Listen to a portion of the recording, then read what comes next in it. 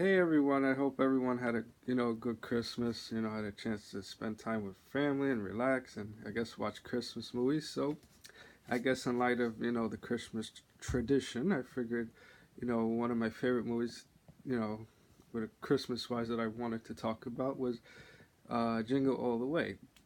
I mean, I know at the time of its release, back in 1996, I know the movie got a, bad, I guess, reviews in regards to its message, for, with consumerism around, the Christmas holidays, which is something that continues, even more so to this day. But anyway, it happens to remain, one of my, favorite movies in the likes of, say, Home Alone and, of course, Die Hard, which, still debatable for me in terms of, whether that particular movie is a Christmas movie. But anyway, and Jingle All the Way, Arnold Schwarzenegger plays, a workaholic father by the name of Howard Langston, who's often, inadvertently, put, work over, the needs of his wife Liz and his son, Jamie.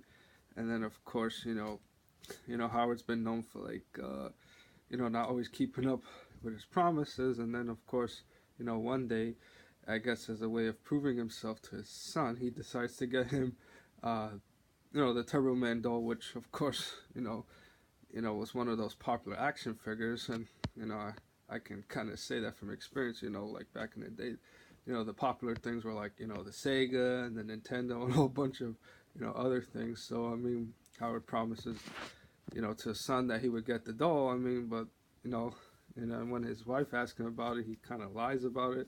But then, he didn't realize, how popular of a toy, that the Turbo Man, doll is.